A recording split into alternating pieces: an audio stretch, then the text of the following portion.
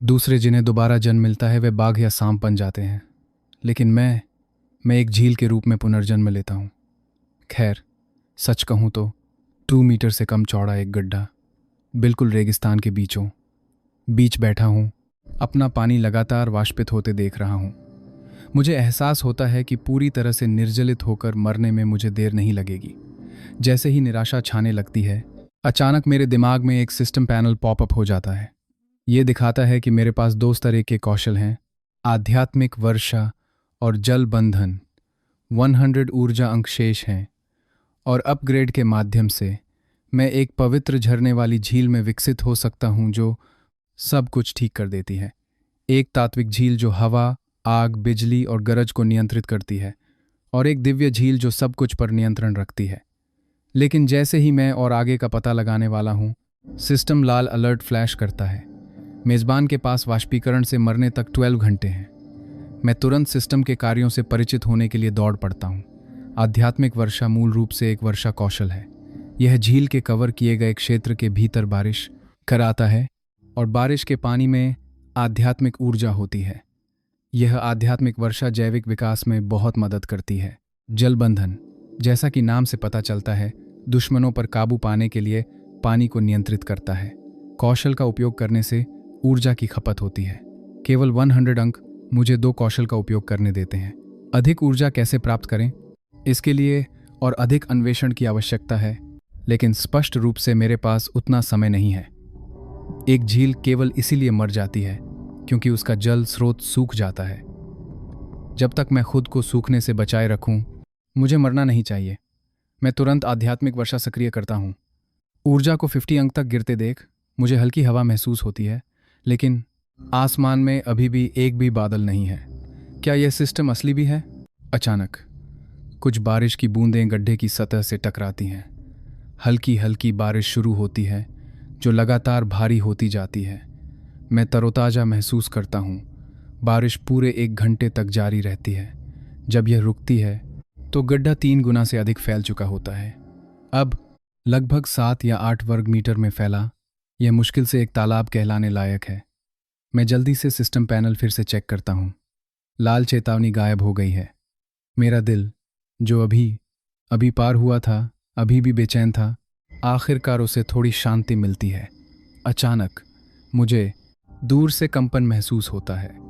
मेरी अनुभूति में कई जंगली बैल, मानव जो दूर थे, मेरी ओर दौड़ते हैं। यह जगह इतने लंबे समय से सूखाग्रस्त है। अचानक बारिश होने पर ये बैल पानी पीने के लिए आ रहे होंगे। मैं घबरा गया हूँ। जंगली बैल झुंड में रहने वाले जानवर हैं। अगर इन कुछ ने पूरे झुंड को आकर्षित कर लिया तो यह पानी शायद उनके बर्बाद करने के लिए पर्याप्त नहीं होगा।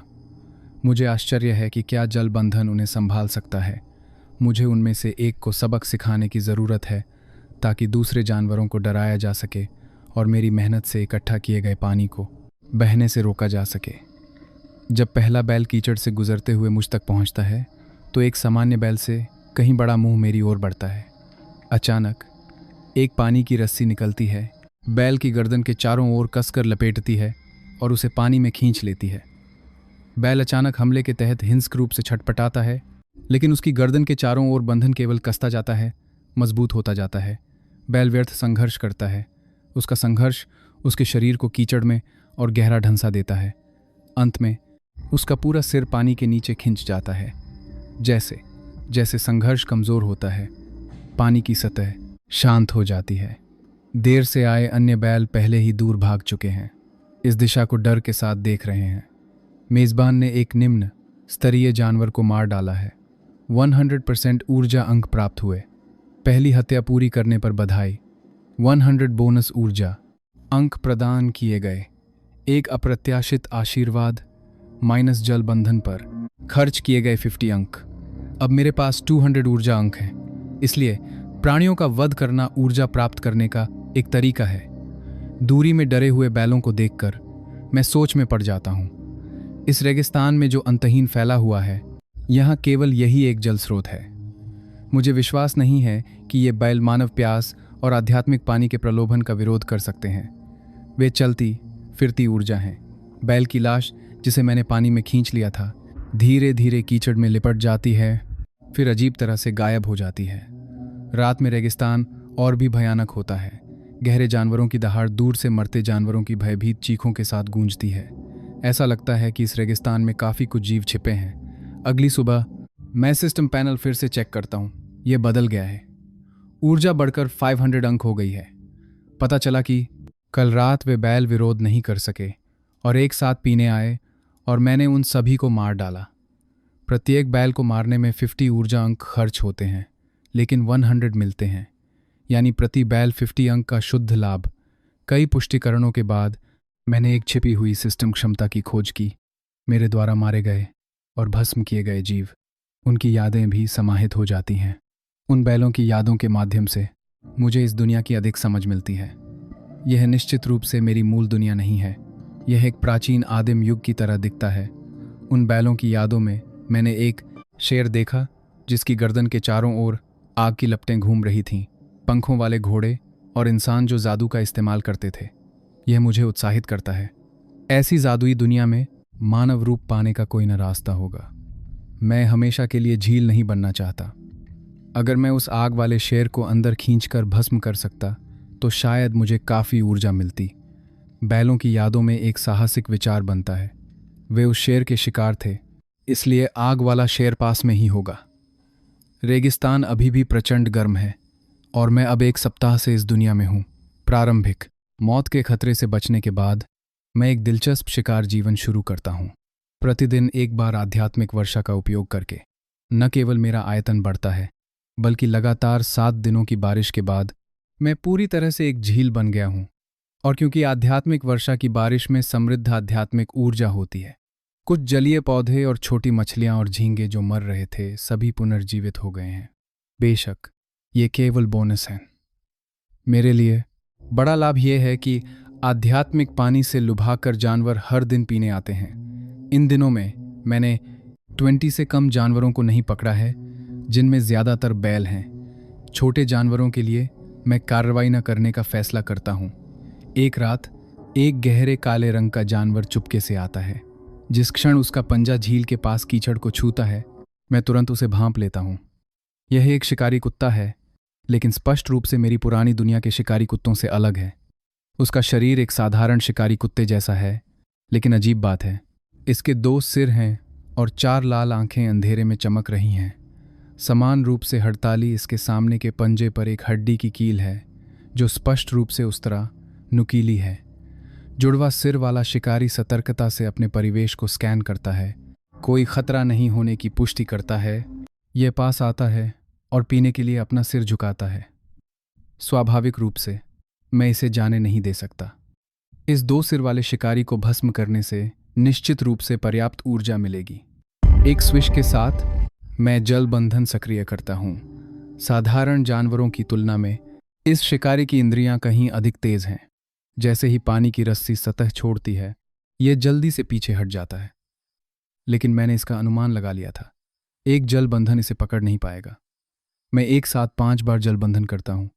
शिकारी पहली रस्सी को चकमा देता है, लेकिन अन्य चारों उसके चारों अंगों को कसकर बांध देती हैं। शिकारी घबराहट में संघर्ष करता है, लेकिन पूरी झील के खिंचाव के बल के साथ उसका शरीर कदम दर कदम पानी की ओर खिंचता जाता है। जैसे ही शिकारी झील में प्रवेश करने वाला होता है, उसकी लाल आंखें पानी में 2 लाल किरणें छोड़ती हैं। एक छपाक के साथ 2 फव्वारे फूट पड़ते हैं। यह हमला करने के बाद 2 सिर वाला शिकारी ढीला पड़ जाता है और मैं उसे आसानी से पानी में खींच लेता हूँ। उस हमले का पानी छिड़कने के अलावा मुझ पर कोई वास्तविक प्रभाव नहीं पड़ता है। पहला जादुई जानवर मारने पर बधाई। एक नश्वर स्तर एक जादुई जानवर का वध। 1000 ऊर्जा अंक प्रदान किए गए। मेज़बान के भीतर विशेष पदार्थ का पता चला। इसे परिष्कृत करें। मैं अभी भी 1000 ऊर्जा प्राप्त करने की खुशी में डूबा हुआ हूँ जब सिस्टम अचानक मेरे अंदर एक विशेष पदार्थ का उल्लेख करता है। सोचने के बाद मैं यह देखने के लिए इसे परिष्कृत करने का फैसला करता हूँ कि यह क्या है। शोधन पूर्ण। मेज़बान ने 2 टियर 1 हेलहाउंड सार परिष्कृत किए हैं। जानकारी को व्यवस्थित और अवशोषित करने के बाद 500 ऊर्जा अंक प्राप्त हुए। अंत में मैं समझ गया कि उस परिष्कृत करने का तपला सथाद 2 सिर वाले शिकारी को हेलहाउंड कहा जाता है, जिसे नश्वर स्तर एक जादुई जानवर के रूप में वर्गीकृत किया गया है। और उसकी मृत्यु से पहले वे दो लाल किरणें वास्तव में उसकी नेत्रगोलक थीं। सिस्टम की जानकारी के अनुसार इस दुनिया में जीव, चाहे जादुई जानवर हों या इंसान, ताकत के आधार पर नश्वर स्तर, उत्कृष्ट स्तर, महाकाव्य स्तर और दिव्य स्तर में विभाजित हैं। 4 प्रमुख स्तर, प्रत्येक 3 स्तरों में विभाजित, यह सिस्टम के स्तर के रैंकिंग से मेल खाता है। उच्च स्तर मौजूद हैं या नहीं, यह अज्ञात है। सावधानीपूर्वक तुलना के बाद मैंने निर्धारित किया कि बैलों की यादों से आग वाला शेर शायद नश्वर स्तर 3 है। मैं वर्तमान में केवल नश्वर स्तर 1 हूँ। हालांकि क्योंकि मेरा असली रूप एक झील है, अधिकांश कौशल मेरे खिलाफ अप्रभावी लगते हैं। प्रणाली, मैं स्तर कैसे बढ़ाऊं? मेज़बान 2000 ऊर्जा की खपत करके स्तर 2 तक पहुंच सकता है। सुरक्षित रहने के लिए मैं स्तर 2 तक पहुंचने की योजना बना रहा हूं। उस आग वाले शेर से निपटने से पहले अपग्रेड करें। मैं आदेश देता हूं। एक कंपन के बाद झील कोहरे में ढक जाती है। लगभग 15 मिनट के बाद कोहरा छंट जाता है। झील दिखाई देती है। क्षेत्र 2 गुने से अधिक हो गया है और हरे भरे जलीय पौधे और तैरती मछलियां और झींगे अब दिखाई दे रहे हैं। अपग्रेड सफल। बधाई हो, मेज़बान ने नया कौशल हासिल कर लिया है। स्तर 1 जल भाला। यह अपग्रेड मुझे केवल 500 ऊर्जा अंकों के साथ छोड़ देता है, लेकिन मेरा आयतन फिर से बढ़ गया है और मैंने एक नया हमला कौशल हासिल कर लिया है। यहाँ तक कि मेरे भीतर के पौधे और जलीय जीवन भी लाभान्वित होते हैं, तेज़ी से बढ़ते हैं। जल भाला, जैसा कि नाम से पता चलता है, दुश्मनों पर हमला करने के लिए पानी के भाले बनाता है। प्रत्येक भाला 100% ऊर्जा अंक की खपत करता है। एक बार में अधिकतम 20 भाले बनाए जा सकते हैं। झील जितनी बड़ी होगी, भाले उतने ही अधिक संभव होंगे। यह देखकर मैं परेशान हूँ। मेरी वर्तमान ऊर्जा के साथ मैं केवल 5 बार जल भाले का उपयोग कर सकता हूँ, लेकिन इस नए हमले के कौशल के साथ मुझे विश्वास है कि मैं उस आग वाले शेर को मार सकता हूँ। सिस्टम निश्चित रूप से मुझे उदारता से पुरस्कृत करेगा। बैलों की यादों में उस आग वाले शेर का मुख्य शिकार वे थे। मेरे हालिया हत्या के कारण पिछले कुछ दिनों में कुछ बैल पीने आए हैं। मुझे आग वाले शेर को यहाँ लुभाने के लिए पर्याप्त बैल इकट्ठा करने का एक तरीका खोजने की ज़रूरत है। अगली शाम मैं फिर से आध्यात्मिक वर्षा का उपयोग करता हूँ। केवल ऐसी व्यापक वर्षा में ही बैलों को पीने के लिए लाने के लिए पर्याप्त आकर्षण होता है। निश्चित रूप से जैसे ही रात होती है, कई बैल मानव सावधानी से आते हैं, बार बार झील के किनारे का परीक्षण करते हैं। कुछ भी असामान्य नहीं पाकर वे बड़े घूंट में पीना शुरू कर देते हैं। मेरे वर्तमान आयतन के साथ मुझे इस पानी के साथ कंजूसी करने की आवश्यकता नहीं है। आग वाले शेर को लुभाने के लिए मैं पीछे हट जाता हूँ, स्थिर रहता हूँ। तीसरे दिन तक झील के आसपास अधिक जानवर इकट्ठा हो जाते हैं और यहाँ तक कि कुछ जल पक्षी भी चंचलता से छपछप करते हैं। मैं धैर्यपूर्वक प्रतीक्षा करना जारी रखता हूँ। मैं पूर्ण सुरक्षा का भ्रम पैदा करना चाहता हूँ। जब आसपास के सभी जानवर यहाँ पीने आएंगे तो आग वाले शेर के पास यहाँ शिकार करने के अलावा कोई विकल्प नहीं होगा। शायद आध्यात्मिक रूप से युक्त पानी पीने से झील के किनारे के जानवर अधिक उत्साहित लगते हैं, रसीले मांस के टुकड़ों की तरह जो आग वाले शेर के दावत का इंतज़ार कर रहे हैं। 2 और दिन इंतज़ार करने के बाद आग वाला शेर अभी भी प्रकट नहीं हुआ है। कई बैल मानवों को झील के किनारे बेशर्मी से स्नान करते देख मैं मुश्किल से हमला करने से बच पाता हूँ। अंत में चौथे दिन दूर से गर्दन के चारों ओर आग की लपटों वाला एक शेर मेरी अनुभूति में प्रकट होता है। यह आखिरकार आ ही गया। मेरा उत्साह झील की सतह पर लहरें भेजता है। आग वाले शेर के पास आती हुई आकृति को देखकर मैं घबरा जाता हूँ। आखिरकार यह मेरा पहली बार 3 स्तर के जादुई जानवर का शिकार करना है और यह आग वाला शेर स्पष्ट रूप से साधारण नहीं है। क्या मैं सफल होऊंगा? ईमानदारी से कहूं तो मुझे यकीन नहीं है।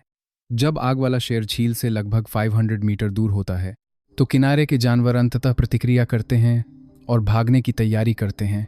विशेष रूप से पानी में खेल रहे बैल, वे घबरा जाते हैं और किनारे पर चढ़कर भागने की कोशिश करते हैं।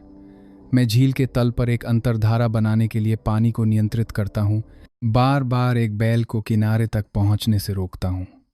एक स्विश के साथ आग वाला शेर किनारे पर पहुंचता है और बैल की गर्दन काटता है। खून तुरंत पानी के एक बड़े हिस्से को लाल रंग में रंग देता है। कुछ ही क्षणों के बाद बैल संघर्ष करना बंद कर देता है और मर जाता है। जैसे ही आग वाला शेर बैल को छोड़ने की तैयारी करता है, मैं जल बंधन सक्रिय करता हूँ। झील से 3 पानी की रस्सियां आग वाले शेर की ओर बढ़ती हैं। आग वाला शेर चौंकता है, लेकिन चतुराई से बैल के शव को रस्सियों पर फेंक देता है। हालांकि ये रस्सियां मेरी चेतना द्वारा नियंत्रित होती हैं और अत्यधिक लचीली होती हैं। वे तुरंत बैल को चकमा देते हैं। आग वाले शेर के चारों ओर लपेटना जारी रखते हैं। आग वाला शेर अपना विशाल जबड़ा खोलता है और एक आग का गोला बाहर निकलता है। एक रस्सी से टकराकर उसे पूरी तरह से वाष्पित कर देता है, लेकिन अन्य 2 रस्सियां आग वाले शेर की गर्दन और एक सामने के पंजे के चारों ओर कसकर बंध जाती हैं। एक रस्साकशी शुरू होती है। आग वाला शेर वास्तव में असाधारण है। अपनी ताकत के बल पर यह पूरी झील के बल का प्रतिरोध करता है। उसकी गर्दन के चारों ओर आग की अंगूठी लगातार फैलती रहती है, जिससे बंधनकारी रस्सियों के वाष्पित होने का खतरा होता है। 3 स्विश के साथ 3 पानी के भाले फिर से पानी से उड़ते हैं। एक सीधा आग वाले शेर के माथे पर जाता है, अन्य 2 पीछे आते हैं। आग वाला शेर दहाड़ता है और अपने मुंह से आग का एक बादल उगलता है। आग का बादल धीरे धीरे चलता है, लेकिन उसके सामने इकट्ठा हो जाता है। पहला भाला अंदर जाता है और जल्दी से वाष्पित हो जाता है। दूसरा अंदर जाता है। आग का बादल कांपता है, लेकिन नष्ट नहीं होता। मेरा दिल कस जाता है। मैं तीसरे भाले को नियंत्रित करता हूँ। निर्णायक क्षण में उसकी दिशा बदलते हुए आग के बादल को दरकिनार करते हुए और ऊपर से सीधा नीचे की ओर जाता है। जैसे ही आग वाला शेर दर्द से चिल्लाता है, पानी का भाला गायब हो जाता है। उसके सिर में एक बड़ा छेद छोड़ जाता है। खून बह निकलता है। आग का बादल जिस क्षण आग वाला शेर मारा जाता है पूरी तरह से गायब हो जाता है, लेकिन उसकी गर्दन के चारों ओर आग की अंगूठी अभी भी जलती है। मैं उसे झील में खींचने के लिए पानी की रस्सियों को नियंत्रित करता हूं। सतह धीरे धीरे शांत हो जाती है। इस शिकार ने मेरी सारी शेष ऊर्जा खत्म कर दी, जिससे मैं पूरी तरह से थक गया। सौभाग्य से मैंने आखिरकार इस स्तर 3 के जादुई जानवर को भस्म कर दिया है।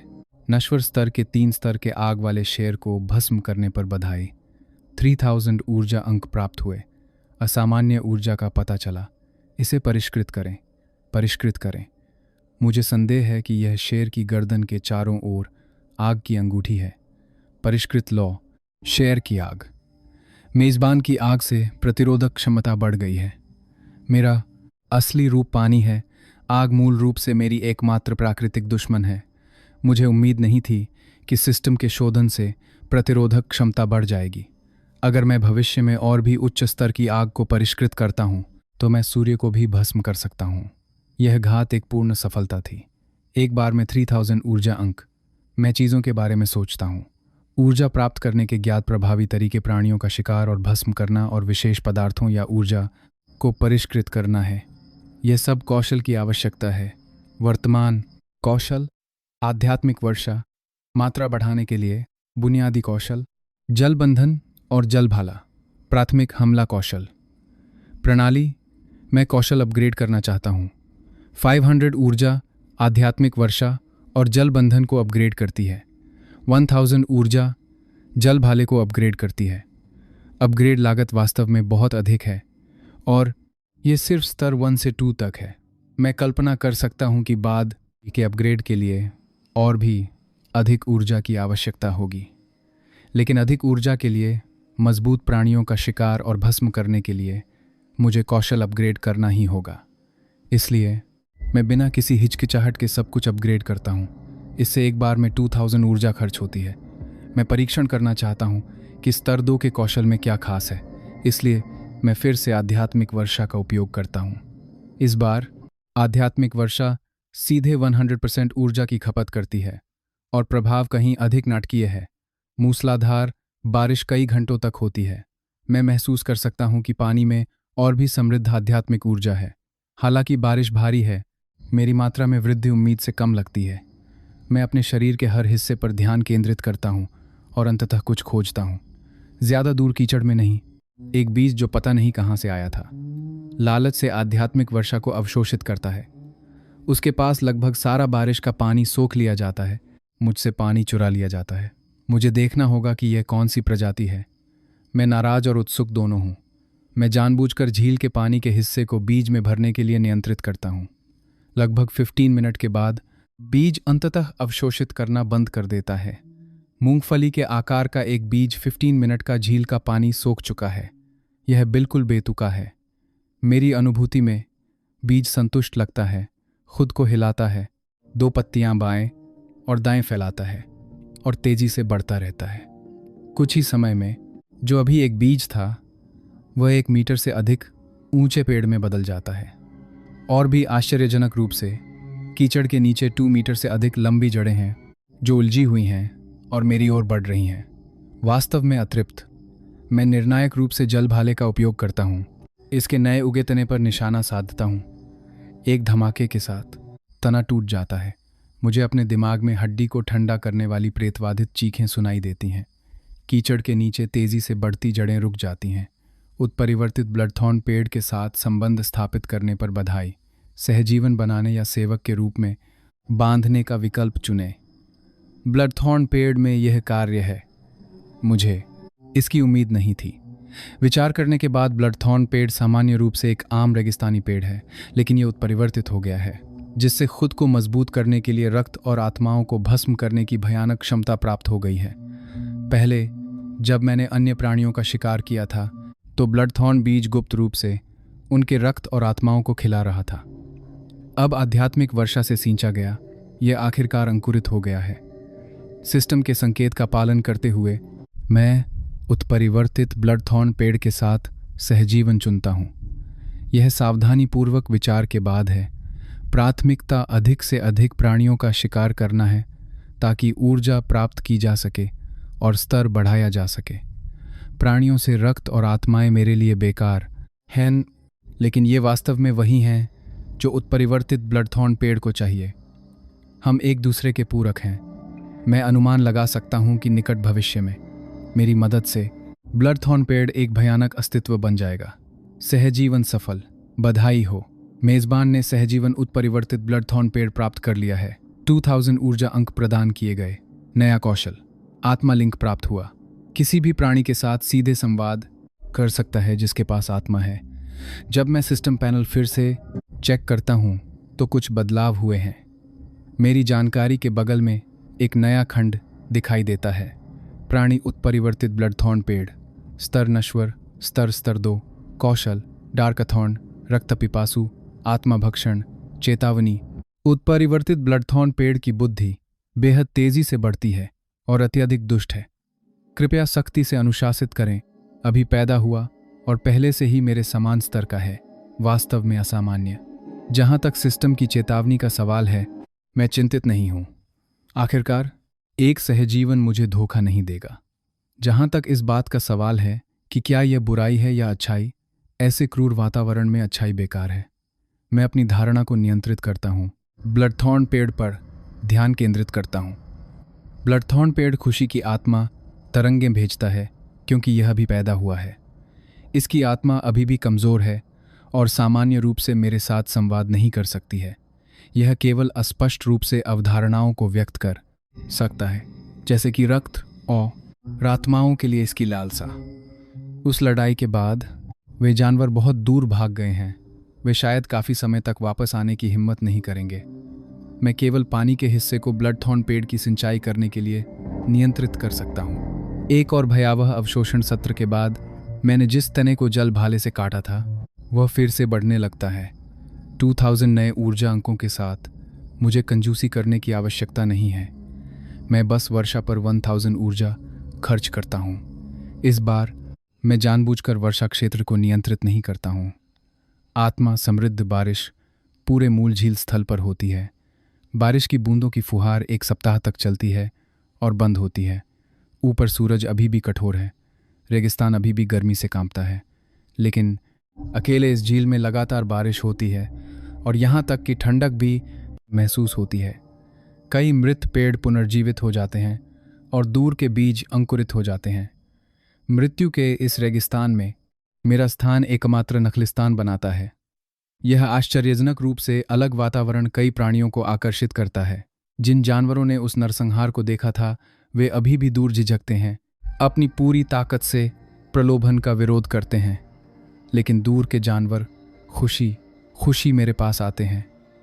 मेरे विचार में अब मेरे लिए साधारण जानवरों का शिकार करने का अब कोई खास मतलब नहीं रह गया है। केवल जादुई जानवर ही अधिक लाभ दे सकते हैं। इसीलिए मैं ब्लडथॉर्न पेड़ को कार्रवाई करने से सख्ती से मना करता हूँ। मैं इस जगह को जीवन का एक नखलिस्तान बनाना चाहता हूँ जो और भी शक्तिशाली प्राणियों को आकर्षित करे।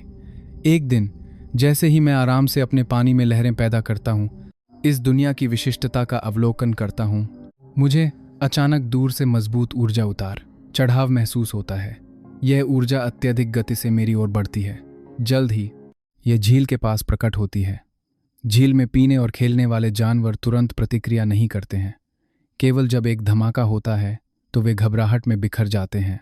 लेकिन अलार्म के बजाय मुझे खुशी महसूस होती है। अगर मैं बोल पाता तो मैं लगभग चिल्ला उठता, आखिरकार इंसान।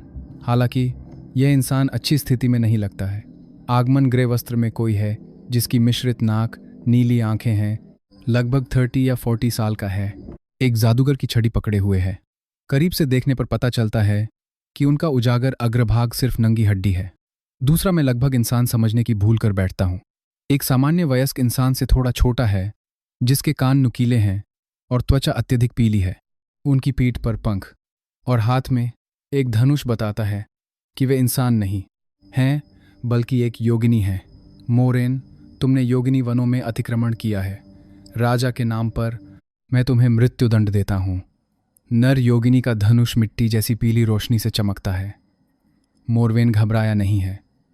अपनी दयनीय स्थिति के बावजूद राजदंड उसकी छाती के सामने तैरता है और वह एक मंत्र पढ़ता है। अचानक हड्डी के राजदंड का सिरा मोरवेन की छाती में चुभ जाता है। मोरवेन के चेहरे पर दर्द और संघर्ष झलकता है। राजदंड के साथ उसकी छाती से खून बहकर उसके सिरे पर लगे एक काले मन के तक पहुंचता है। मन का धीरे धीरे खूनी लाल हो जाता है। निषिद्ध मंत्र। मोरवेन, तुम्हारी हिम्मत कैसे हुई? एल्ड्रियन, पृथ्वी तात्विक जनजाति के सबसे युवा उत्तराधिकारी। तुम्हारा अहंकार तुम्हारा विनाश होगा। महान मृत्यु के देवता आपको अनंत जीवन प्रदान करें। मोरवेन ने अपना मंत्र पूरा किया और उसकी छाती में राजदंड ने खून सोखना बंद कर दिया। लाल बत्ती तेज हो जाती है, पूरी तरह से एल्ड्रियन की हरी तीर की चमक पर हावी हो जाती है। बेहोशी से लाल बत्ती में एक विशाल दरांती दिखाई देती है जो एल्ड्रियन पर वार करती है। एल्ड्रियन पीछे नहीं हटता है, लेकिन मरने के लिए तैयार दिखता है। उसके पंख हिंसक रूप से फड़फड़ाते हैं, एक मिट्टी जैसी पीली विशाल तलवार बनाते हैं जो तुरंत प्रक्षेपित होती है। उसके तुरंत बाद एल्ड्रियन की आकृति गायब हो जाती है। एक सांस में 100 मीटर पीछे हट जाती है। पीली तलवार लाल दरांती से टकराती है, लेकिन कोई धरती हिला देने वाली आवाज़ नहीं होती है। तलवार थोड़ी देर विरोध करती है, फिर नष्ट हो जाती है। इस समय एल्ड्रियन बिना पीछे देखे आगे दौड़ता है। लाल दरांती की घातक फसल से बचने की उम्मीद करता है, लेकिन ये सब व्यर्थ है। एल्ड्रियन के पास चिल्लाने का समय नहीं है। उसका सिर बगल में गिर जाता है जबकि उसका शरीर कुछ दूर आगे बढ़ता है। यह देखकर मोरवेन आखिरकार खड़े होने की ताकत खो देता है और ज़मीन पर गिर जाता है। मैं चुपचाप बगल से देख रहा हूँ। कोई उपस्थिति प्रकट करने की हिम्मत नहीं कर रहा। खोजे जाने के डर से मेरी अनुभूति में एक भयानक अस्तित्व गायब नहीं हुआ है। निश्चित रूप से एल्ड्रियन की कटाई के बाद मृत्यु पक्ष गायब नहीं होता है, बल्कि अपने ब्लेड पर एक आंख बनाता है। उदासीनता, भय, मृत्यु, ये ऐसे शब्द हैं जो कोई भी प्राणी इस आंख को देखकर सोचने से खुद को रोक नहीं सकता। मोरवेन आकाश में खूनी लाल दरांती को घबराहट में घूरता है। मुंह खुला है लेकिन अवाक है। एक स्विश के साथ दरांती गायब हो जाती है और मोरवेन का सिर उसके शरीर से अलग हो जाता है। एल्ड्रियन की लाश से एक पीली रोशनी निकलती है, शून्य में टूट जाती है और गायब हो जाती है। दृश्य बहुत तेजी से बदलता है। मैं स्तब्ध हूँ। एक संक्षिप्त दिन के बाद मैं 2 बार जल बंधन करता हूँ। मोरवेन और एल्ड्रियन की लाशों को उनके धनुष और छड़ी के साथ पानी में खींचता हूँ। किसने सोचा होगा कि इस छोटी सी झील में कुछ छिपा है? मैं चौंक जाता हूँ। मैं कोई जीवन शक्ति भांप नहीं सकता। यह आवाज़ मोरेन की है। वह मरा नहीं है। वास्तव में मोरवेन की क्षत विक्षत लाश से मोरवेन का एक सिकुड़ा हुआ, मुश्किल से इंसानी संस्करण निकलता है। घटिया चूहे, मैं महानंत के स्वामी का सेवक हूँ। तुम मेरी लाश का लालच करने की हिम्मत करते हो? वास्तव में एक चालाक नेक्रोमैंसर। वे आत्माओं में हेरफेर करने में सबसे कुशल हैं, ताकि निषिद्ध मंत्र का उपयोग करने के बाद वास्तव में उसकी आत्मा को संरक्षित किया जा सके। लेकिन उसकी उन्मत्त खोज को देखते हुए मोरवेन मेरी उपस्थिति का पता नहीं लगा सकता है। ब्लडथॉर्न की क्षमताओं का परीक्षण करने का समय। मैं डरा नहीं हूँ। अगर मोरवेन पूरी ताकत में होता तो शायद मैं उसे संभाल नहीं पाता, लेकिन अब सिर्फ एक आत्मा के रूप में मोरवेन मेरी आत्मा भक्षण करने वाले ब्लडथॉर्न पेड़ के सामने एक स्वादिष्ट मेमने की तरह है। ब्लडथॉर्न पेड़ की शाखाएं लहराती हैं। यह मुश्किल से खुद को रोक पाता है। एक नेक्रोमेंसर की आत्मा, कितना स्वादिष्ट भोजन। मेरे हमला करने के आदेश को प्राप्त करने पर ब्लडथॉर्न के तने पर कई डार्कथॉर्न अचानक झील के ऊपर मोरवेन की ओर उड़ते हैं। मोरवेन समय पर चकमा नहीं दे पाता और उसे कभी उम्मीद नहीं थी कि उसके पीछे का यह छोटा सा पौधा हमला करेगा। वह उन सभी की चपेट में आ जाता है।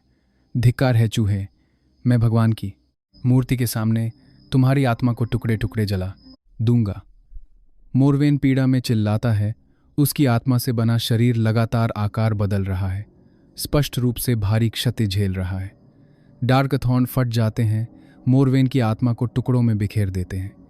एक शक्तिशाली नेक्रोमेंसर जो डॉन अभयारण्य के पीछा से बच गया था, जिसने एक बार पृथ्वी के एक योगिनी शाही उत्तराधिकारी को मार डाला था, अब मेरे सहजीवन द्वारा सहजता से नष्ट कर दिया गया है। ब्लडथॉर्न पेड़ उत्सुकता से एक जड़ फैलाता है।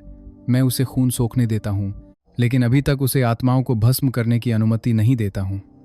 मुझे पहले सिस्टम के माध्यम से उनकी यादों को निकालने की ज़रूरत है। साथ ही सिस्टम द्वारा यादें निकालने के बाद आत्माएं शुद्ध होती हैं, जिससे ब्लडथॉर्न पेड़ के लिए उन्हें भस्म करना आसान हो जाता है। डिंग, एक उत्कृष्ट स्तर के स्तर 3 योगिनी शाही शव को प्राप्त करने पर बधाई। 2000 ऊर्जा अंक प्रदान किए गए। एक उत्कृष्ट स्तर के स्तर 2 डार्क जादूगर शव को प्राप्त करने पर बधाई। 1000 ऊर्जा अंक प्रदान किए गए। विशेष पदार्थों का पता चला। ड्रैगन बोन स्टाफ और योगिनी धनुष, उन्हें परिष्कृत करें। डिंग, शोधन सफल। 1000 ऊर्जा अंक प्रदान किए गए। सिर्फ लाशें लूटने से इतना समृद्ध इनाम मिलता है, मैंने यह कभी उम्मीद नहीं की थी। क्या इसका मतलब यह नहीं है कि मैं केवल प्राणियों की लाशें प्राप्त करके ऊर्जा प्राप्त कर सकता हूँ? यदि ऐसा है तो चीज़ें बहुत सरल हैं। मेरे दिमाग में एक बड़ी योजना बनती है। यदि सफल रही तो यह मुझे तेज़ी से ऊर्जा प्राप्त करने में मदद करेगी। उनकी यादों को अवशोषित करने के बाद आखिरकार मुझे इस दुनिया की स्पष्ट समझ मिलती है। जादूगर और योगिनी की यादें उन जानवरों और जादुई प्राणियों की तुलना में कहीं अधिक समृद्ध हैं, जिनके पास अधिक पूर्ण विश्व दृष्टिकोण है। इस दुनिया को अनंत काल क्षेत्र कहा जाता है, अत्यधिक अराजक, जहाँ सभी प्रकार के जीव और जटिल शक्ति संरचनाएं हैं। सबसे शक्तिशाली डॉन अभयारण्य है, जो डॉन के स्वामी की पूजा करते हैं, यह मानते हुए कि सभी प्राणियों को हमेशा प्रकाश में रहना चाहिए। मोरेन का छाया मंदिर अंत के स्वामी की पूजा करता है, यह मानते हुए कि मृत्यु अनंत जीवन प्रदान करती है। एल्ड्रियन के योगिनी भी एक शक्तिशाली जाति हैं। वे लंबे समय से योगिनी वनों में रहते हैं, शायद ही कभी बाहर निकलते हैं और किसी को प्रवेश करने की अनुमति नहीं देते हैं। अतिचारियों को अंतहीन पीछा का सामना करना पड़ता है। मोरवेन का शिकार डॉन अभयारण्य के जादूगर कर रहे थे। कहीं जाने के बिना उसे योगिनी वनों में छिपने के लिए मजबूर होना पड़ा, केवल एल्ड्रियन द्वारा खोजे जाने और पीछा किए जाने के लिए। मोरवेन का अंतिम मंत्र एक बलि मंत्र था, एक प्रकार का निषिद्ध मंत्र। एक बार डालने के बाद यह बहुत शक्तिशाली होता है, लेकिन मंत्र डालने वाले को अपने जीवन का बलिदान देना होता है। कुछ प्रकाश जादूगर या डार्क जादूगर कभी इस तरह के जादू का उपयोग करते हैं। मेरे लिए इस दुनिया में अभी भी कई अज्ञात चीज़ें हैं। मैं वास्तव में अभी भी बहुत कमज़ोर हूँ। अगर मोरवेन को निषिद्ध मंत्र का उपयोग करने के लिए मजबूर नहीं किया गया होता, अनिवार्य रूप से आपसी विनाश का कारण बनता। मेरी वर्तमान ताकत के साथ मैं शायद उनमें से किसी को भी संभाल नहीं पाता। अभी भी बहुत कमज़ोर। मैंने गहरी सांस ली। ये सिर्फ एक नेक्रोमेंसर और एक योगिनी राजकुमार थे। उससे भी अधिक शक्तिशाली डॉन अभयारण्य के बिशप और योगिनी राजा के बारे में क्या, या उससे भी अधिक भयानक डॉन के स्वामी और अंत के स्वामी के बारे में क्या? सौभाग्य से मेरे पास प्रणाली है। मुझे विश्वास है कि किसी दिन मैं देवताओं के समान ऊंचाई पर खड़ा होऊंगा। इस बार लगभग कोई प्रयास नहीं किया गया।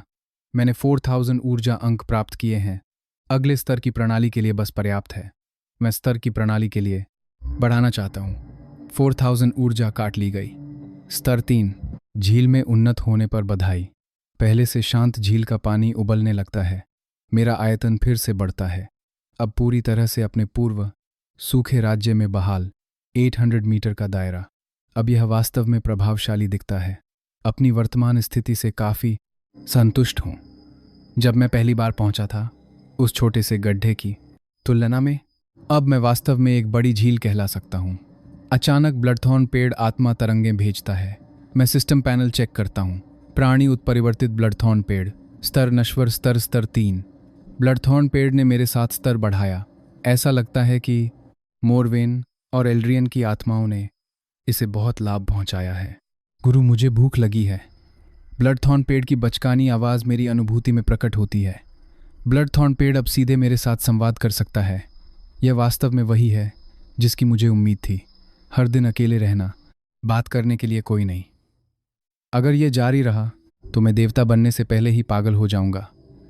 समय बिताने के लिए मैं ब्लडथॉर्न पेड़ के साथ खेलता हूँ, उसे एक पिता की तरह बोलने का अभ्यास करने में मदद करता हूँ, जिसका बेटा अभी बोलना सीख रहा हो।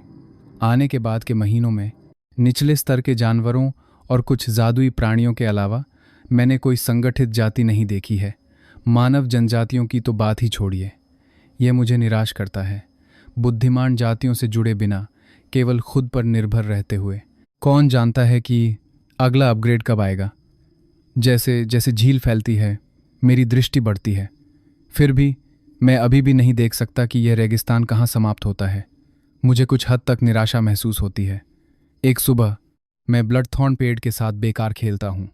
ब्लडथॉर्न पेड़ की बुद्धि अब 11 या 12 साल के मानव बच्चे से मेल खाती है। मैंने उसे एक नाम भी दिया है। मेरे उपनामचू का अनुसरण करते हुए मैं उसे थॉर्न कहता हूँ। अचानक खुरों की आवाज़ मेरी अनुभूति में प्रकट होती है, जैसे हजारों सैनिक यहाँ की ओर दौड़ रहे हों।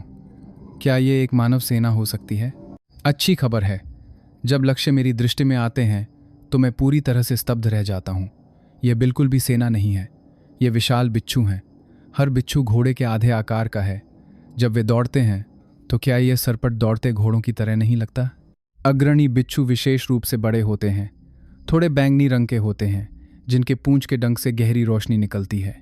जल्द ही बिच्छू सेना झील तक पहुंच जाती है।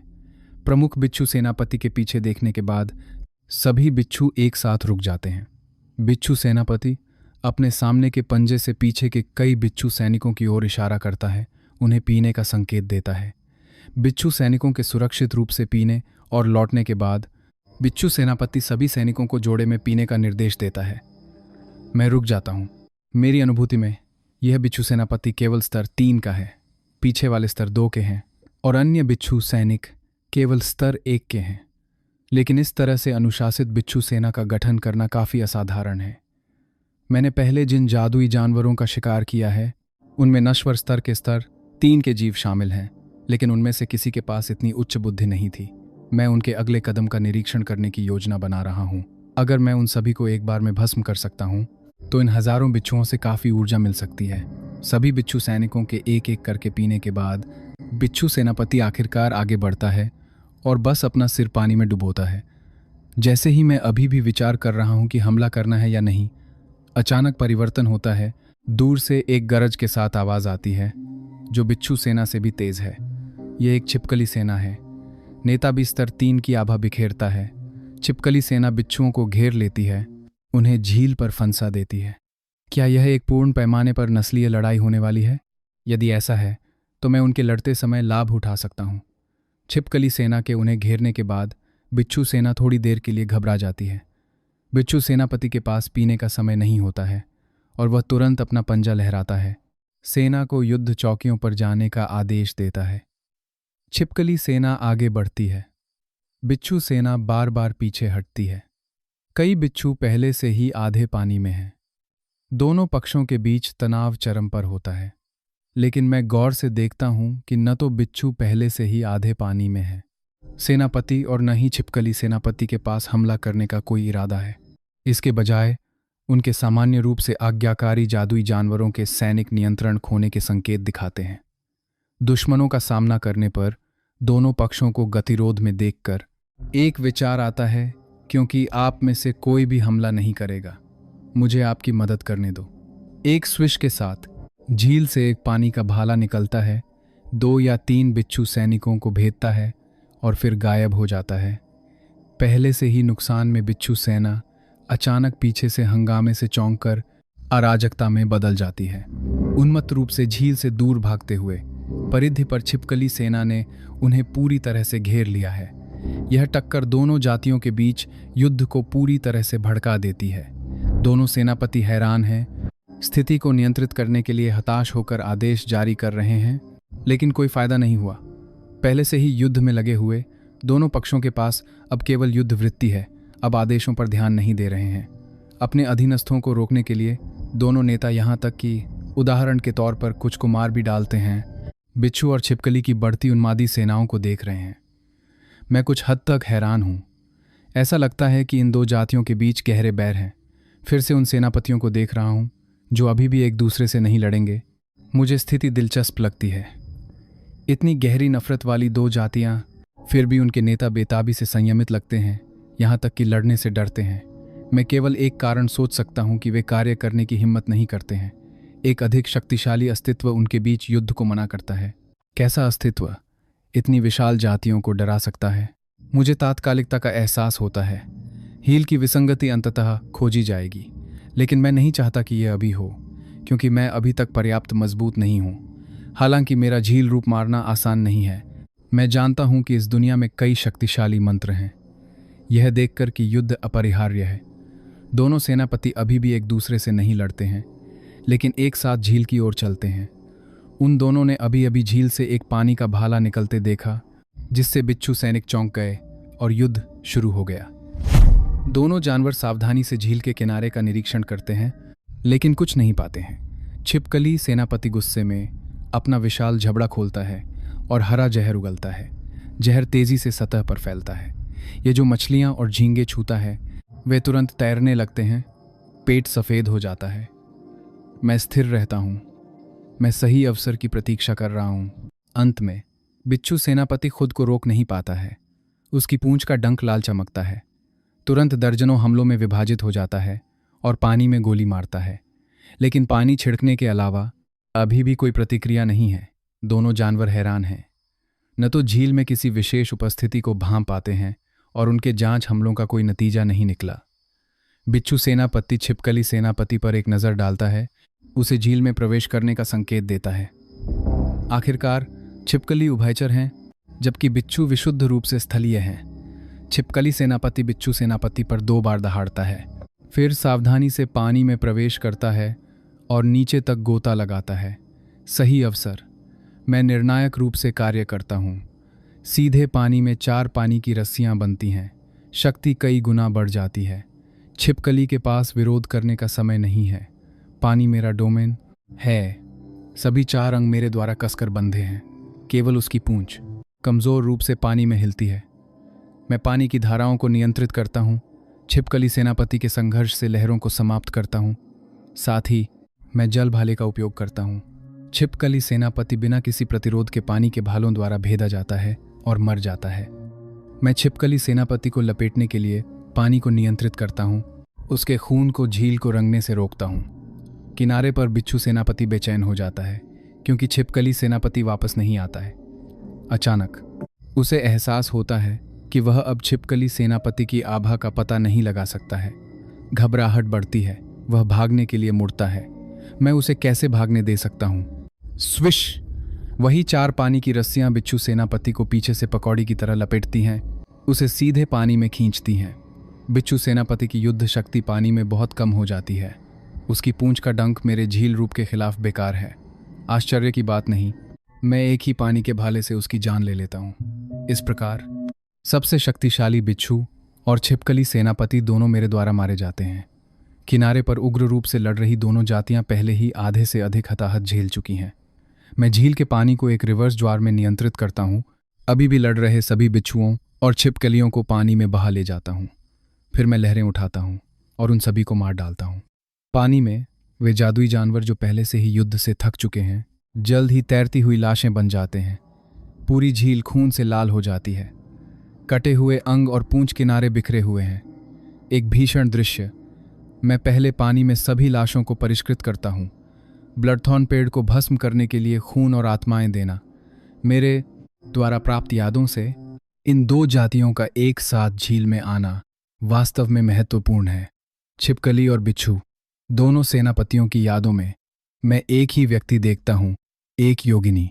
हालांकि अंधेरे में छिपा हुआ है, पंख और नुकीले कान उनकी पहचान प्रकट करते हैं। इस योगिनी ने दोनों जातियों को रेगिस्तान की अच्छी तरह से खोज करने और किसी भी विसंगति की रिपोर्ट करने का आदेश दिया। योगिनी इस रेगिस्तान की जांच क्यों कर रहे हैं? मुझे नहीं लगता कि यह एल्ड्रियन के लिए है। यदि यह केवल एल्ड्रियन के लिए होता तो विसंगतियों के लिए पूरे रेगिस्तान की खोज करने की आवश्यकता नहीं होती। मुझे कुछ अपशकुन महसूस होता है। अभूतपूर्व संकट की भावना मुझ पर भारी पड़ती है। क्या मैं इतनी जल्दी फिर से योगिनी का सामना करूंगा? मुझे पहले से तैयारी करने की ज़रूरत है। पानी में लगभग 2000 लाशें हैं, साथ ही बिच्छू और छिपकली सेनापति जिन्हें मैंने मारा है। मैंने लगभग 20,000 ऊर्जा अंक प्राप्त किए हैं। जैकपॉट। युद्ध का मुनाफा वास्तव में सबसे अच्छा है। मैं खुशी से किनारे की ओर देखता हूँ, जहाँ 3 से 4,000 लाशें बाकी हैं।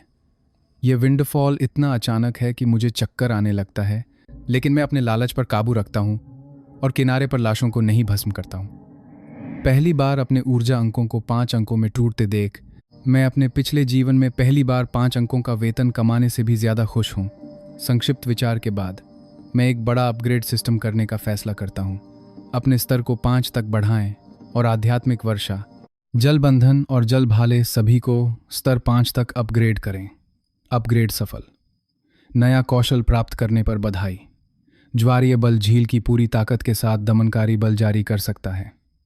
प्रत्येक उपयोग में 500 ऊर्जा खर्च होती है। सिस्टम पैनल फिर से चेक कर रहा हूँ। 20,000 से अधिक ऊर्जा घटकर केवल 5,000 अंक रह गई है। अगले अपग्रेड के लिए 30,000 ऊर्जा की आवश्यकता होगी। वास्तव में जितनी आसानी से आता है उतनी ही आसानी से जाता है। ऊर्जा अंकों के साथ भी ऐसा ही है। लेकिन मुझे एक भयानक संदेह है कि क्या यह सच है। मुझे अपनी सारी ऊर्जा खर्च करनी होगी जो मुझे मिल सकती है, और फिर भी यह पर्याप्त नहीं होगी। चूंकि बिच्छुओं और छिपकलियों को योगिनी से आदेश मिले थे, निश्चित रूप से अन्य जातियों ने भी ऐसा किया होगा। इस रेगिस्तान की सभी जातियां शायद योगिनी के नियंत्रण में हैं। योगिनी के साथ टकराव अपरिहार्य है। बिच्छू और छिपकली सेनापति इस बार मेरी झील में आए क्योंकि उन्होंने विसंगतियों का पता लगाया और जांच करने आए थे। दुर्भाग्य से वे मुझसे टकरा गए। सौभाग्य से मेरे द्वारा उनसे निपटने से पहले उन्होंने रिपोर्ट नहीं की थी। यह मुझे तैयारी करने के लिए प्रतिक्रिया समय देता है और बहुत अधिक निष्क्रिय होने से बचाता है, क्योंकि मैं अपने दिमाग को इस स्थिति को तोड़ने के तरीके के बारे में सोचता हूँ। ब्लडथॉर्न पेड़ उन्नति की खबर भेजता है, उत्साह से मुझे बुलाता है। मैं देखता हूँ हे गाय, जो तना केवल 3 या 4 मीटर लंबा था, अब 10 मीटर से अधिक ऊंचा खड़ा है। वास्तव में एक बड़ा पेड़ कीचड़ के नीचे, जड़ें घनी रूप से उलझी हुई हैं। पूरा पेड़ अब मेरी झील के भीतर उगता है। सौभाग्य से थॉर्न को अब बड़ी मात्रा में पानी की आवश्यकता नहीं है, या मुझे नहीं पता कि मैं इसे बनाए रख सकता हूँ या नहीं। सिस्टम के माध्यम से थॉर्न की स्थिति की जांच कर रहा हूँ। यह भी नश्वर स्तर के स्तर 5 तक पहुँच गया है। कौशल नहीं बदले हैं, लेकिन यह याद करते हुए कि इसने अधिक व्यर्थ की आत्मा से कैसे निपटा, अपग्रेड किया हुआ ब्लडथॉर्न पेड़ निश्चित रूप से और भी भयानक होगा। गुरु, मुझे भूख लगी है। किनारे पर खाना खाना चाहते हैं? थॉर्न का खाना स्वाभाविक रूप से किनारे पर उन लाशों को संदर्भित करता है, लेकिन अब उनका उपभोग करने का समय नहीं है। मैंने उन्हें एक उद्देश्य के लिए रखा है, चूंकि कोई बिच्छुओं और छिपकलियों को नियंत्रित करता है। अगर ये 2 समूह गायब हो जाते हैं तो कोई जांच करेगा, अंततः मुझे ढूंढ लेगा। इसलिए मैं इन लाशों को आपसी नरसंहार की उपस्थिति बनाने के लिए छोड़ सकता हूँ। जांचकर्ता इस दृश्य को दोनों सेनापतियों के लापता होने के साथ देखकर संभवतः संदेह करेंगे कि वे जीवित जानवरों के साथ कहीं और भाग गए। अगर मैं अच्छी तरह से छिप जाता हूँ तो उनके पीछे की शक्ति झील पर बहुत अधिक ध्यान केंद्रित नहीं करेगी। साथ ही ये लाशें मांसाहारियों के लिए मुफ्त भोजन है। उन्हें जादुई जानवरों को आकर्षित करना चाहिए और मुझे अधिक ऊर्जा देनी चाहिए। संकट की गहरी भावना मुझ पर भारी पड़ती है। जब शिकार करने के लिए कोई जादुई जानवर नहीं होते हैं तो मैं भविष्य के विकास की योजना बनाते हुए अपने 3 आक्रामक कौशलों का अभ्यास करता हूँ और थॉर्न के साथ समन्वित युद्ध का भी अभ्यास करता हूँ। मैंने पाया कि आध्यात्मिक वर्षा के बाद उपयोग किए जाने पर मेरे 3 कौशल सभी को शक्ति बढ़ावा मिलता है। मेरा नया कौशल ज्वारीय बल थॉर्न के डार्क थॉर्न के साथ मिलकर असाधारण तालमेल रखता है। अपने खाली समय में मैं झील में उगने वाले पौधों और जानवरों का निरीक्षण करता हूँ। आध्यात्मिक रूप से युक्त पानी से पोषित झील में जीव असाधारण रूप से तेजी से बढ़ते हैं। तैरती मछलियों और झींगों को देखकर मैं सोचता हूँ, क्या मुझे भविष्य में झींगा सैनिकों और केकड़ा सेनापतियों को विकसित करना चाहिए? वह क्या है? मेरी अनुभूति में किनारे पर एक अजीब छोटा प्राणी दिखाई देता है। इसका रूप छिपकली जैसा है, लेकिन इसकी पीठ पर काले पंख हैं, जो मेरे पिछले जीवन में विदेशी फिल्मों के ड्रैगन की याद दिलाते हैं, बस बहुत छोटे हैं। इस दुनिया में आने के बाद से महीनों में मैंने जो जीव देखे हैं वे मेरे पिछले जीवन की तुलना में बहुत बड़े हैं। यहाँ तक कि बिच्छू भी घोड़े के आधे आकार के हो गए। लेकिन ये छिपकली मेरे पिछले जीवन की छिपकलियों से अलग नहीं है। अभी यह छिपकली एक बिच्छू के सिर में घुसने की कोशिश कर रही है। इन बिच्छुओं के शरीर पूरी तरह से कठोर बहिः कंकाल में लिपटे हुए हैं। अंदर जाना आसान नहीं है। फिर भी यह छिपकली बहुत कम प्रयास करती है। इसका पंजा एक बार खरोंचता है और एक छोटा सा छेद दिखाई देता है, फिर यह सीधे अंदर घुस जाता है। जल्द ही यह संतुष्ट होकर बाहर आता है। फिर यह अपना सिर उठाता है, सतर्कता से अपने परिवेश को स्कैन करता है और खुशी से एक और छिपकली की लाश की ओर बढ़ता है। इसकी छोटी आंखें बुद्धिमत्ता से चमकती हैं। यह दृश्य मेरी रुचि को बहुत बढ़ाता है। मैं चुपचाप जल बंधन करता हूँ। एक पानी की रस्सी जमीन के साथ साथ छिपकली की ओर फैलती है। जब छिपकली के सिर से बाहर निकलती है तो मेरी पानी की रस्सी पहले से ही इंतजार कर रही होती है। यह छोटे से शरीर को कसकर बांध देती है। छिपकली उन्मत्त रूप से मुड़ती है। उसके तेज पंजे रस्सी को खरोंचते हैं। इस बार उसने गलत अनुमान लगाया। पानी का कोई निश्चित रूप नहीं है। उसके छोटे पंजे चाहे कितने भी तेज क्यों न हो, वे पानी को कैसे काट सकते हैं। जैसे ही मैं चंचलता से इस अजीब छिपकली के साथ खिलवाड़ करने की तैयारी करता हूं, यह अचानक गायब हो जाता है। मैं हैरान हूं। पूरी तरह से अनुभव करते हुए मैंने पाया कि यह अचानक एक बिच्छू की लाश के अंदर छिप गया। यह कैसे मुक्त हुआ? यह लाश के अंदर कैसे घुस गया? मैं पूरी तरह से हैरान हूं। हवा में पानी की रस्सी अभी भी अपने बंधन का आकार बनाए रखती है, यह साबित करते हुए कि छिपकली ने बल से मुक्त नहीं किया। दिलचस्प। देखते हैं तुम कितनी बार भाग सकते हो। हार मानने से इनकार करते हुए मैं फिर से 4 या 5 पानी की रस्सियां बनाता हूं। एक साथ छोटी छिपकली को लपेटता हूं। यहां तक कि बिच्छू की लाश में छिपना भी बेकार है। निश्चित रूप से पकड़ी गई छिपकली फिर से गायब हो जाती है। ये अभी अभी पास में फिर से प्रकट हुई और मैंने तुरंत इसे भांप लिया। एक और पानी की रस्सी इंतजार कर रही है। लगातार 4 बार के बाद मैं आखिरकार देखता हूं कि छोटी छिपकली कैसे भागती है।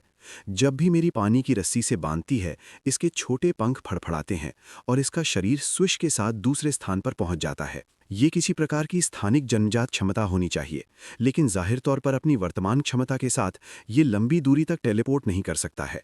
ये हमेशा पास में दिखाई देता है और दिशा को नियंत्रित करने में असमर्थ लगता है। छिपकली को ब्लडथॉर्न पेड़ के तने से टकराते देख मैं पहले से ही साजिश रच रहा हूं। ये जादुई छिपकली मानवीय रूप से अपने सिर को दोनों पंजों से रगड़ती है, अपने सामने के पेड़ को देखती है और उस पर चढ़ जाती है। इससे पहले कि वो शीर्ष पर पहुंचे, तने पर काले कांटे अचानक उसकी ओर दागे जाते हैं। छिपकली के 4 पंजे झपटते हैं और वास्तव में आमतौर पर अजेय डार्क थॉर्न को तोड़ देते हैं। ब्लडथॉर्न पेड़ गुस्से से कांपता है और छिपकली की ओर सभी दिशाओं से कई और कांटे दागता है। इससे पहले कि छिपकली प्रतिक्रिया कर पाती, मैं 2 बार हमला करता हूं। ज्वारीय बल का उपयोग करते हुए झील में विशाल लहरें उठती हैं। पूरी झील पलटने वाली लगती है। एक शक्तिशाली दबाव छिपकली की ओर बढ़ता है। छिपकली को सभी दिशाओं से अदृश्य बल महसूस होता है। अपने पंजे हिलाना तो दूर, इस बार उसके पंख भी नहीं फड़फड़ा सकते। डार्क थॉर्न इस समय आते हैं, लेकिन छिपकली के सामने रुक जाते हैं, मुश्किल से उसकी त्वचा को छूते हैं।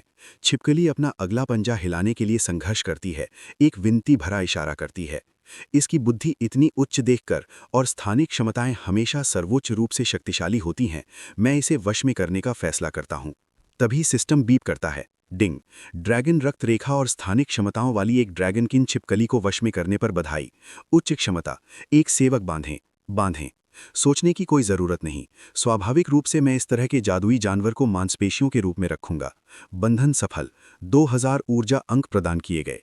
प्राणी ड्रैगन किन छिपकली। स्तर नश्वर स्तर स्तर 4। कौशल स्थानिक बदलाव पुनर्जनन ड्रैगन पंजा। चेतावनी ड्रैगन स्वाभाविक रूप से हिंसक होते हैं। पूर्ण जागृति पर ड्रैगन किन छिपकली के विश्वासघात से सावधान रहें। सिस्टम की चेतावनी पढ़कर मुझे पता है कि मैंने सही चुना है। ऐसे शक्तिशाली क्षमता वाले प्राणी को बांधने से बड़ा लाभ मिलेगा। विश्वासघात के लिए जब तक मैं हमेशा ड्रैगन किन छिपकली को ताकत से दबाता हूं, उसके पास विश्वासघात करने का कोई कारण नहीं है। इसे सफलतापूर्वक बांध लेने के बाद मैं ज्वारीय बल का दबाव हटा देता हूं और बहुत अनिच्छुक ब्लडथॉर्न पेड़ को अपने उत्सुक कांटों को वापस लेने के लिए बनाता हूं। ड्रैगन किन छिपकली चापलूसी से अपनी पूंछ हिलाती है, कुछ गोद लेने के लिए झील में कूदती है, फिर किनारे पर दावत जारी रखने की अपनी इच्छा व्यक्त करती है। स्वाभाविक रूप से मैं सहमत नहीं हो सकता। मुझे अभी भी उन चीज़ों की ज़रूरत है। इसके अलावा अगर मैं ब्लडथॉर्न पेड़ को दावत नहीं करने देता, लेकिन नवागंतुक ड्रैगन किंग छिपकली को खाने देता हूं, तो अभी भी गुस्से में ब्लडथॉर्न पेड़ निश्चित रूप से रोषित होगा। मेरा इनकार देखकर ड्रैगन किंग छिपकली विरोध करने की हिम्मत नहीं करती है। उसके पंख फड़फड़ाते हैं क्योंकि वो धीरे धीरे एक ब्लडथॉर्न पेड़ की शाखा पर उड़ती है। ऐसा लगता है कि वो वहीं बसना चाहती है। ब्लडथॉर्न पेड़ इसे बर्दाश्त नहीं करेगा और लगातार अपनी शाखाएं हिलाता रहता है। ये दोनों झगड़ना बंद नहीं करेंगे। मैं असहाय हूं। दोनों जादुई जानवरों के पास अभी उच्च बुद्धि नहीं है, इसलिए मैं केवल उन्हें इधर-उधर खेलने दे सकता हूं। गंभीर नुकसान से सख्ती से मना करता हूं। 1 सप्ताह से अधिक समय के बाद किनारे पर लाशें लगभग चिलचिलाती धूप से सूख जाती हैं।